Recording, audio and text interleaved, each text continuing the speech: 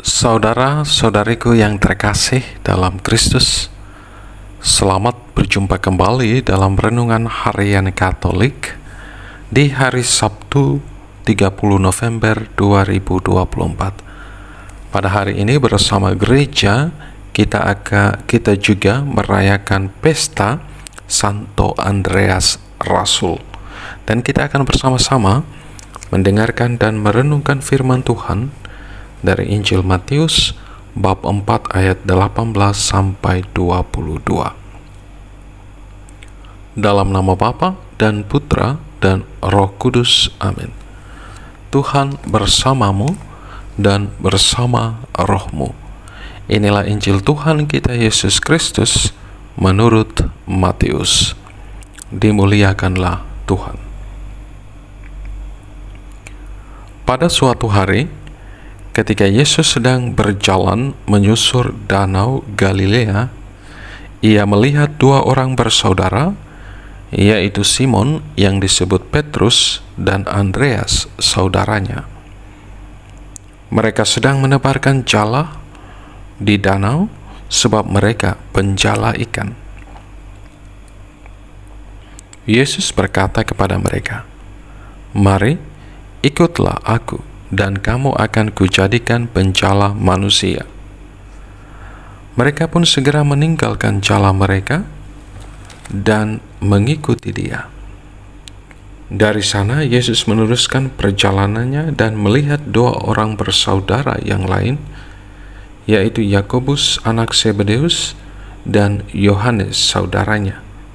Bersama ayah mereka, Zebedeus, sedang membereskan jala di dalam perahu. Yesus memanggil mereka, dan mereka segera meninggalkan perahu serta ayahnya, lalu mengikuti Dia. Demikianlah Injil Tuhan. Terpujilah Kristus. Saudara-saudariku yang terkasih dalam Kristus, hari ini bersama gereja sejagat kita merayakan pesta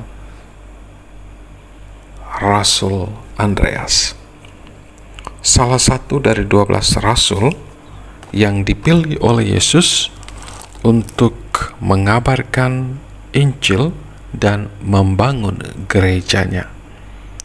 Andreas adalah saudara Simon Petrus dan awalnya adalah murid Yohanes Pembaptis.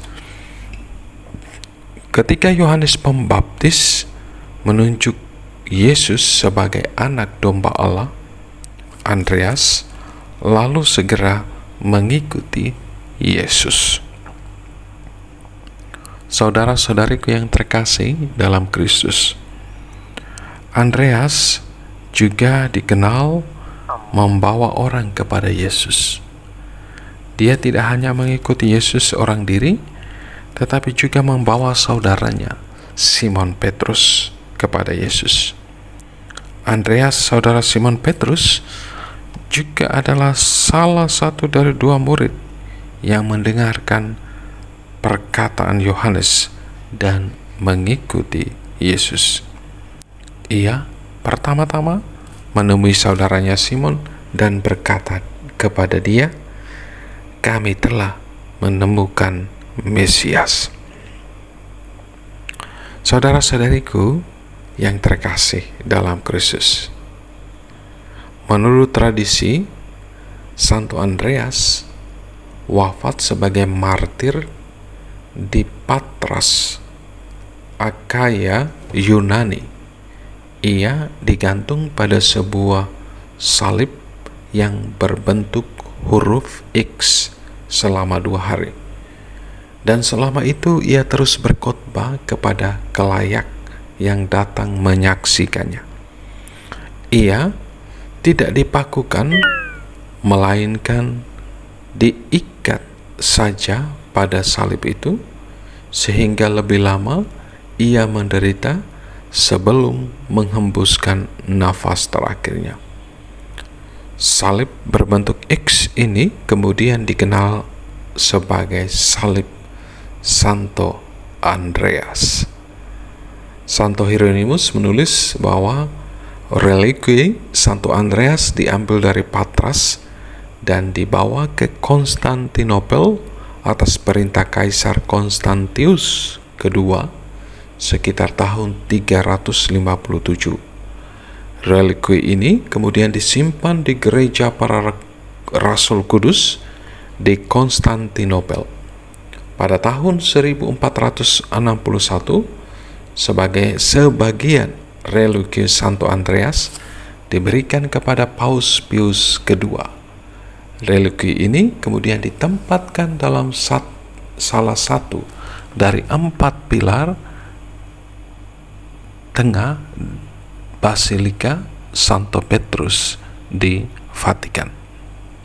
Saudara-saudariku yang terkasih dalam Kristus, kisah panggilan dan perutusan Rasul Andreas mengajarkan kepada kita untuk menjadi pembawa kabar baik kepada orang lain, kepada sesama yang kita jumpai, dan membawa mereka kepada Yesus dengan kerendahan hati dan kasih.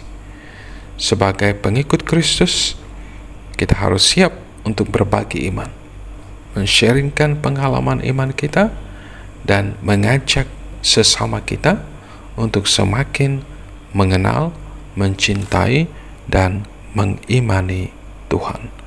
Berkat Tuhan beserta kita sekalian, Bapa, Putra, dan Roh Kudus. Amin.